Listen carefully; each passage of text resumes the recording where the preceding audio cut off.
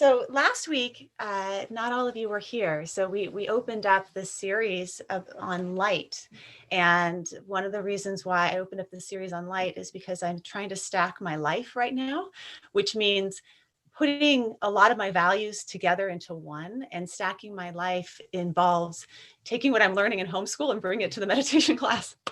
So our month is on light, and I'm learning all about light. And last week we talked about the relationship between light and values, how both light and values can give us energy, and our energy, a source of energy. We also talked about how light has a dual nature to it. Light is a particle in a wave, and how values also have a dual nature to them in terms of they're both sort of stable over time, what we care about, as well as something that we move in, and our values are demonstrated through our actions. And then we talked also about light refracting and all the many different wavelengths of light and the many different wavelengths of values, and how the diversity of values is really beautiful, and something that when white light is bent and reflected, it creates sunsets and rainbows and all sorts of wonderful things. And the same is true for our values, and that we can reflect our values on each other. But tonight I wanted to dive more deeply into this concept of light and shadows. And if you think about like a tree standing on the side of the mountain, there's going to be a light that hits it, but then also a long shadow that is associated with that. And for many of us, I feel like we've been in a long shadow for a long time with COVID, and our response to when shadows show up for ourselves, often our response is to close down and shut down. One of the most common things that I hear as a therapist in my practice is I hear oftentimes three things. I want to stop feeling X, Y, or Z. I want to stop thinking X, Y, or Z, or I want to stop remembering X, Y, or Z. And we have as humans, and very much many of you are Buddhist practitioners, so this is not anything new here in terms of the desire to get rid of or remove discomfort, whether it's in our bodies or what our mind is producing, is very much a human trait, and also very much the cause of our suffering, like one of the noble truths, right? And I thought that we could do a little bit of exploration of some of our own shadows, not only what is showing up for us in terms of what we don't want to feel or think, but also what some of the strategies that we use to try and get rid of them. And this will take a little bit of a pencil and paper, or a pen and paper if you have one. So it'd be a good time to just grab a pen and paper.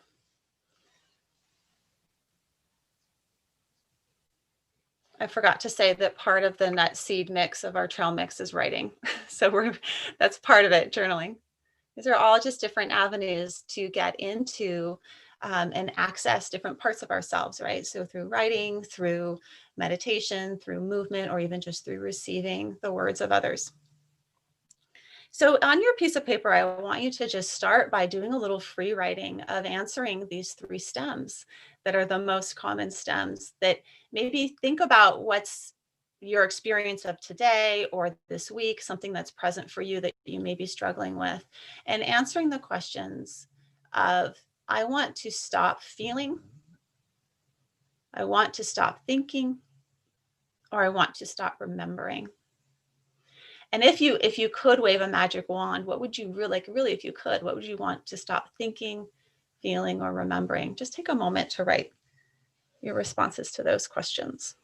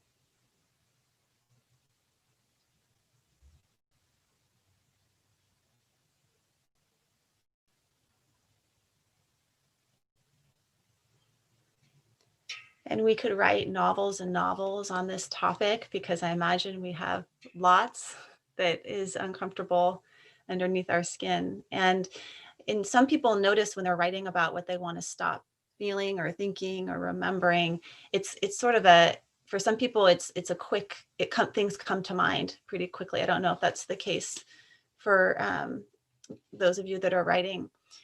And what happens when we are experiencing discomfort, whether it's this uncomfortable thoughts or uncomfortable emotions or anything that shows up underneath our skin, things that maybe other people wouldn't see, is that as humans we try to manage that, right? We're shadow managers. So if you imagine, like, here's the light coming and hitting the tree, and it's casting a shadow on our life. And right now, shadows are really long because of the angle of the sun, right? We can do all sorts of things to try and manage and get rid of the shadow.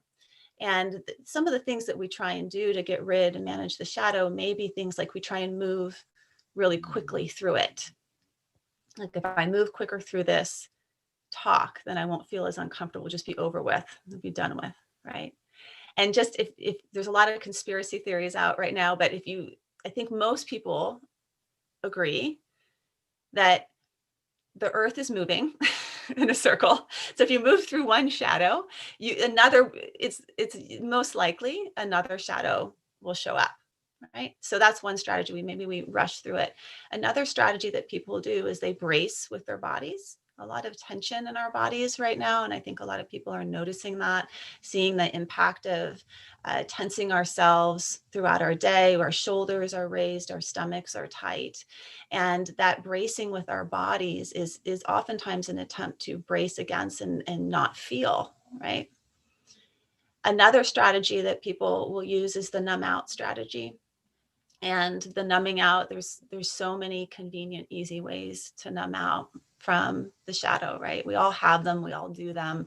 And there's actually nothing inherently wrong with numbing out, except for if the numbing out keeps us in a stuck cycle of shadow managing, right?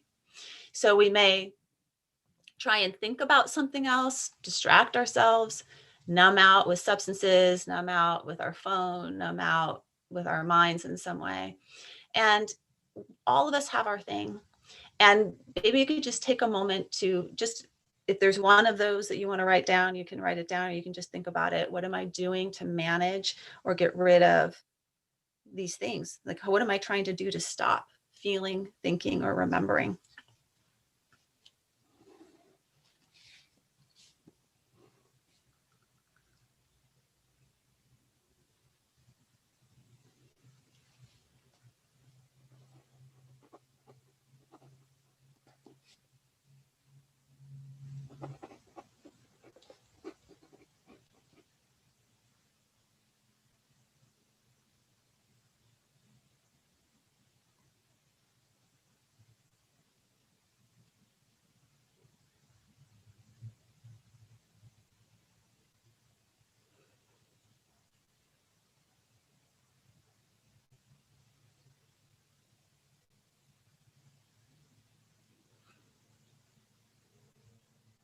And so the first step in the process of all of this is just noticing, right? So I interviewed Benji Schoendorf, who designed this thing called the matrix that I'll use a lot in therapy with clients. And basically, the matrix is just a pointer outer. It's pointing out, like, oh, here I am, I'm stuck, I'm in my cycle. And what Benji does is he does this version of this exercise with clients, and he takes it and he makes a spiral that starts at the center and spirals out throughout all of this.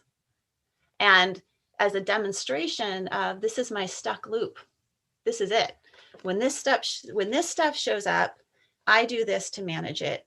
And then this stuff gets worse. And then I do this stuff to manage it. And I do, and we get caught in these cycles of emotional avoidance or experiential avoidance.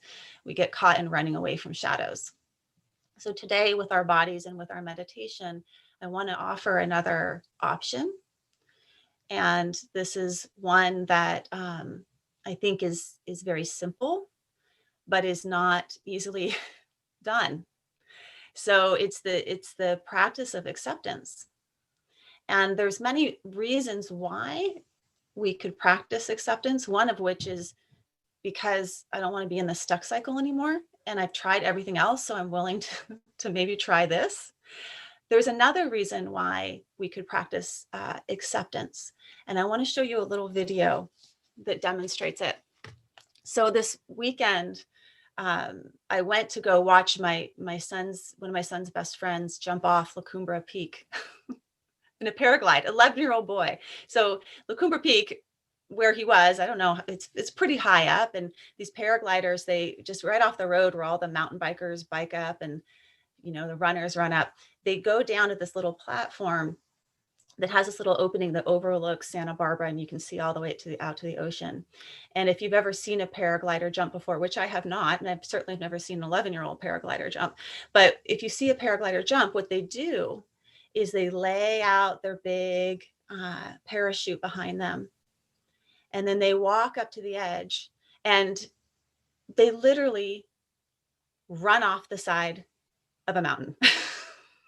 And their little legs run in the air, and then the parachute catches them and lifts them up, and they fly out.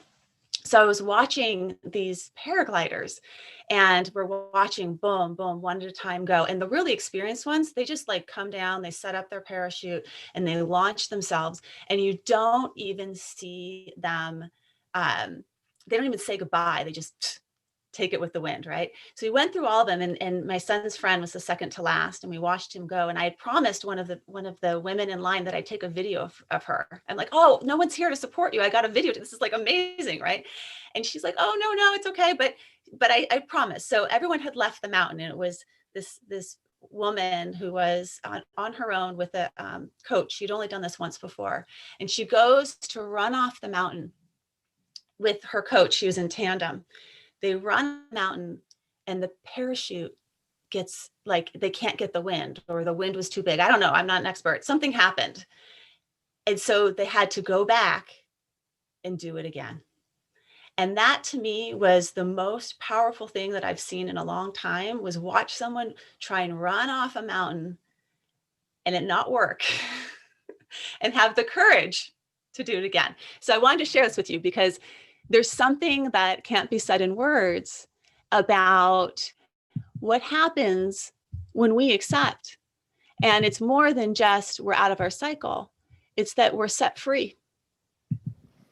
Right there. Okay, then one step down. Okay, nice and smooth. 3, 2, 1, strong walk. Great job. Now run. Good job. You got this! Woohoo! Yay! Awesome! Sabrina! Got better there than I did with Dylan.